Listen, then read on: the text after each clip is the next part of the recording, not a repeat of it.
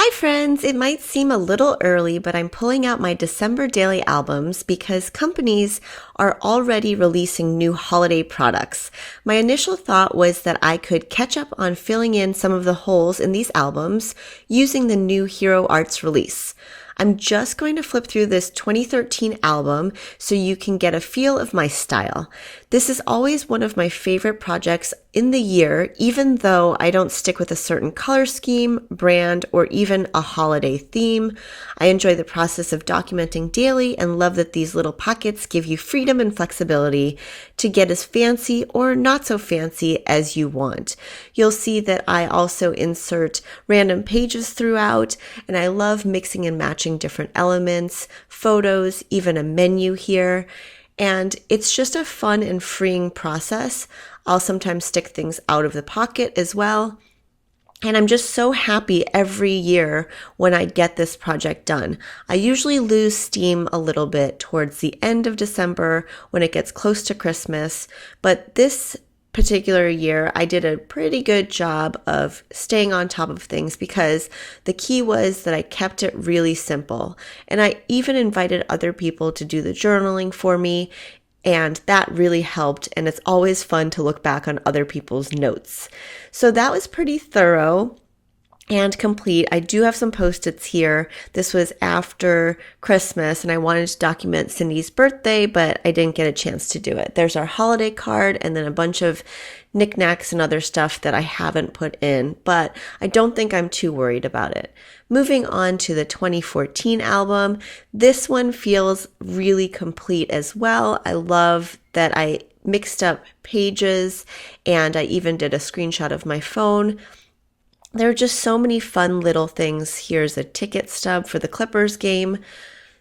I love the fact that we can incorporate so much of our daily life into this little booklet, and there are no rules. There's Jack's little butt. I even have a Chick-fil-A wrapper in there. And I think that the beauty of this project, December Daily is a project by Allie Edwards, and she just is so inspiring in the way, there's Ron Howard. And so she's just so inspiring in the way she does this and encourages you to document December in your own style. So there's Jack crying with Santa, which is awesome, and all kinds of stuff mixed in. So I think it's pretty awesome. The stamps is one of my favorite parts of this book because every year it seems to change. Because I already have my 2015 album online, I'll link the video below, I decided to do a little catch up and I chose 2 photos to print out on this selfie printer, but unfortunately I ran out of paper. And so I am just going to use that one photo that I printed out and just get going on this project. I'm using these clear cutout stamps and also this die, and I want to just put it down. I'm using the Evolution, and you can see that I am not a pro at die cutting. I don't do this very much, but when I do, I try to cut out more than I need because I know that I get kind of frustrated when I have to take out my machine and not do stuff with it. So I needed to get a little piercer so that I could get the pieces out. And then I figured out that you could actually poke it right up here and then pull this whole piece out. Like I said, I enjoy cutting out more than just one, so I cut out these 4, 2 black and 2 craft, and I'm going to use this white puffy embossing powder along with this clearly Kelly stamp set, and I think this warm and cozy is going to fit nicely. My stamps were running together, so I just took some cutter bee scissors and then did a little snip and separated them. Mounting them on this acrylic block, I'm using this Versamark ink, and I'm just going to stamp it right in the middle. And the reason I like mixing and matching is because I don't know, actually, I think I just enjoy doing that and putting a little twist on things. So here I'm just stamping it right in the middle of the ornament or whatever that's supposed to be. And I'm taking a sheet of white printer paper, folding it in half, and I just turned on my heat gun, and while that's warming up a little bit, I'm just going to pour this white puff on top. I'm excited to try this out because I've seen I think some other people using it, and I think the results are pretty cool. And I just want to see how the contrast works with this. I always like to pour my embossing powder back in and then put the cap on right away because I'm pretty clumsy. I'm not sure how you crafters are so neat and tidy, if those of you who are out there are like that. I've got my Zap heat tool from American Crafts, and I'm just going to go ahead and heat this up, but I realized that it's pretty hot.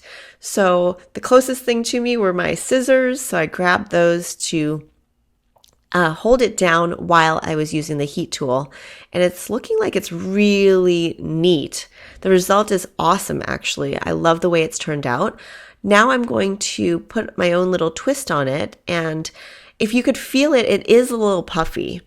This Versamarker is something that I want to try to fill in some details. I don't have an exact plan of what I'm going to do, but I'm going to speed up this video because I'm just kind of drawing in little markings on the leaves and trying to put a little bit more interest and my own little twist on this piece.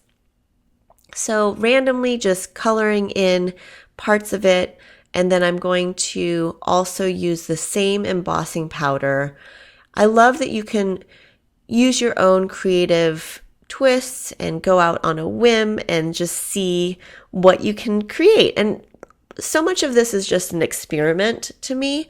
So if you don't like the way this turned out, I'm definitely not ever always happy with everything that I experiment with, but I feel like I learned something along the way. So that's also why I probably cut out more than one piece, is because in case I didn't really like the outcome of this, I could just try something else. So I'm going to pour this back in, and whoops, remember how I said I was clumsy? Yeah, I just made a mess. So I'm just going to pour it back into the paper and then hopefully get it into the container mostly. Okay, now for the heating, it's the same kind of thing. I really do love the way that the leaves turned out. I think next time I probably would have done the whole circle around too to match, but that's okay. This turned out great, and I encourage you just to try different things and experiment. And the Versamarker is something that I haven't used that much, so I'm actually going to grab my craft ornament. Should I call it an ornament? I'm not even sure. Anyway, and I'm just going to write 2015 because I think that it could go into that book at some point. I didn't document, I think, through the 25th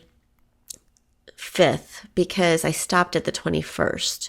So this time I'm just going to take the regular white embossing powder, and I've sprinkled it on there, and look at how creamy and fast this turns out. I haven't sped up the video, and I just love the way it looks. So I'm probably going to stamp something or put something on the side over there. This Clearly Kelly stamp looks really cute, and I think that it'll look good just simply black on top of the white cardstock. I've just got a little scrap piece of American Crafts cardstock, and I flipped it over to the smooth side to use, and it looks really good. So I've got the pocket with the one photo that printed out, and I want to create something on top of here, but I'm not sure how I want it set up. And then I remembered that I have these postcards. They're watercolor postcards, and I can use it as a base. Of course, I could have used pattern paper or something, but I want to try to keep it a little bit more simple since I have this decoration. And then my original idea was to have this other side, but then I decided to keep it clean and try to work with these Tombow markers to add some background color to contrast it. So I've grabbed these two colors, and I really want it to turn out red. I'm going to get my Tim Holtz water brush and then just squeeze some water out and then brush it along and have this sort of artsy effect behind it. This didn't turn out exactly how I envisioned in my head, but that's what happens sometimes when you're trying new things. And I think that for what it is, I think it's fine. It's just going to be a journaling card. I'm not sending it to anybody. It's just for my album, and I think that's okay. So with this love, I think that I just wanted to stamp it off a little bit and have that along with some washi tape at the bottom. This is my new washi tape from my Oh Happy Life collection with American Crafts. I've got some Tombow glue, and I'm just going to glue it down. Once I'm ready to commit to the paper is when I decide to glue things down. And sometimes even when I'm not completely happy with something, I go ahead and commit to the paper and just move on instead of scrapping the thing entirely. So once I have the placement, I'm going to put these two pieces down, but I'm going to use a pop dot behind the white "There's No Place Like Home." After finishing this card, or thinking that I had finished it, I put it next to the photo on top of it because that's how it's going to get laid out in the album. And I realized that I wanted to put a little bit of washi tape on the photo to tie it all together. Then I decided that it needed just a little bit more, so I grabbed this heart and decided to stamp it just in black. I know that's kind of a strange thing, black hearts everywhere, but I think it's a nice contrast and just a little bit more detail and finishing touch for this card. And then I can go ahead and slide it into my album.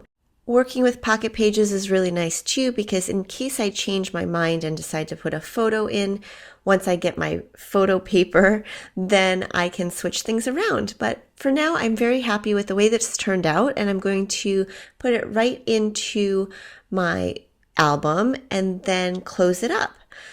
Because I already had all these supplies out and I was in December mode, I went ahead and created a couple more things that I could use to possibly get me a head start on the 2016 album that I'll be working on shortly.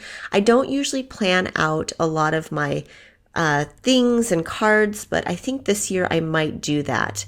I'm adding some washi tape on the bottom here. Do you guys like to do that? Do you like to plan ahead and have a lot of your prompts and everything ready for you when it comes to December so that you can just enjoy it? Or do you like to do as I do, which is create sort of on the go and while you're going through it? So if I don't have time to work on the album, I might batch a few days and catch up on, 4 or 5 days at a time. But I think that it'll be a nice mix to have both of these things available so that I can have, let's say, 1 or 2 pieces just created for every couple days, and then I can slide and interchange them as I feel. One of the realizations I've come to within my creative journey is that I do best when I'm able to get crafty a little every day. Infusing it as a practice into my daily life has definitely increased my overall happiness.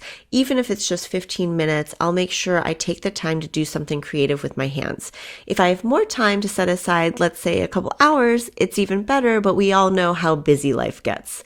My original idea was to stamp this Los Angeles and try to work in the Merry and Bright, but instead I decided to try my hand at a little shaker card.